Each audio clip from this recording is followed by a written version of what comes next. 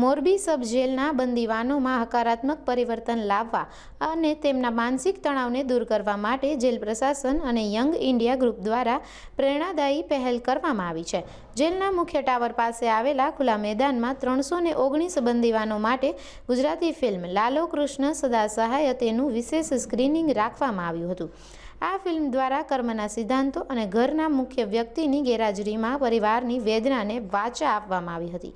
આ પ્રકારના આયોજનોનો મુખ્ય ઉદ્દેશ્ય કેદીઓને તેમના ભૂતકાળ પર આત્મચિંતન કરવા અને ભવિષ્યમાં સારો માર્ગ અપનાવવા માટે પ્રેરણા આપવાનો છે. મુશ્કેલ પરિસ્થિતિમાં પણ જો સકારાત્મક વિચારસરણી રાખવામાં આવે તો જીવનમાં નવી શરૂઆત હંમેશા શક્ય છે. જેલ તંત્રના આ અનોખા અભિગમને બંદીવાનોએ બિરદાવ્યો હતો. પોલીસ મહાનિદેશક ડૉક્ટર શ્રી KLN રાવ સાહેબ તેમજ પોલીસ મહાનિરીક્ષક શ્રી અશ્વિન ચૌહાણ સાહેબના માર્ગદર્શન હેઠળ આજરોજ મોરબી સબ જેલ ખાતે હાલમાં સુપ્રસિદ્ધ થયેલ ગુજરાતી ફિલ્મ લાલો શ્રી કૃષ્ણ સદા સહાય કે નું આયોજન કરવામાં આવેલ છે. તમામ બંદીવાન ભાઈઓને આ પિક્ચર બતાવવા માટે LED સ્ક્રીનથી માંડી તમામ વ્યવસ્થા young India group Morbi Shri Devanbhai રબારીનાઓ દ્વારા પૂરતો સહકાર આપી આ પિક્ચરથી જેલમાં રહેલ બંદીવાન ભાઈઓને પરમેશ્વર તરફ લાગણી કેળવાય અને પરિવારમાં મુખિયા જે ઘરના ધણી હોય એ પરિવારથી દૂર હોય ત્યારે પરિવારના ઉપર આવતી મુસીબતોને વાચા આપવાનું કાર્ય આજરોજ કરી રહ્યા છીએ.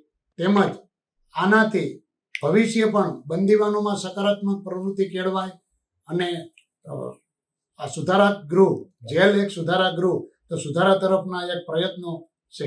આજના રોજ 319 કેદી બંદીવાન ભાઈઓ છે જેઓએ આજના મૂવીનો લાભ લીધેલ છે. દિનેશભાઈ વડસોલા, અધ્યક્ષ રાષ્ટ્રીય શિક્ષક મહાસંઘ મોરબી. શું કાર્યક્રમ છે? અંધેરા મિટતા નહીં મિટાના પડતા હૈ, દિયા જલતા નહીં જલાના પડતા હૈ. એવી જ રીતે અહીં મોરબીની સબ જેલમાં આદરણીય સબ જેલર એવા બાબરિયા સાહેબ દ્વારા જે બંદીવાન છે એ બંદીવાનના જીવનમાં દીપ જલે એ માટે વિવિધ પ્રવૃત્તિઓ કરાવવામાં આવે છે. એ અન્વયે આજે young India group Devenbhai Rabari અને ટીમ દ્વારા જે અત્યારની પ્રખ્યાત મૂવી છે લાલો, જેમાંથી આપણું ઘણું બધું પરિવર્તન ફિલ્મ જોવાથી આવતું હોય છે. તો આ જે બંદીવાન ભાઈઓ છે એ ફિલ્મ નિર્દેશન કરી એમાંથી એમના જીવનમાં પરિવર્તન આવે અને એમને ઘર જેવું લાગે. આજે આખું ગુજરાત જ્યારે આ ફિલ્મ જોઈ રહ્યું છે ત્યારે બાબરિયા સાહેબને એમ થયું કે મારા બંદીવાન ભાઈઓ કેમ એમાંથી બાકાત રહીએ.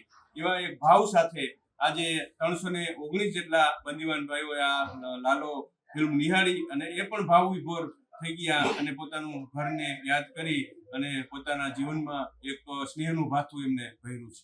યંગ ઇન્ડિયા ગ્રુપ દ્વારા સમાજ સુધારણા અને આત્મચિંતનના એક જે પહેલ ચાલતી હોય છે તેના અનુસંધાને આજે મોરબી સબજેલ ખાતે સબજેલના અધિક્ષક શ્રી બાબરિયા સાહેબના સહયોગથી પ્રખ્યાત જે અને ભગવાન ઉપર જે આધ્યાત્મિક ફિલ્મ બનેલી છે ગુજરાતી લાલો કૃષ્ણ સદા સહાય તેનું આજે જે બંદીવાન છે એ લોકોને બતાવવાનું આયોજન યંગ ઇન્ડિયા ગ્રુપ દ્વારા થયેલું હતું.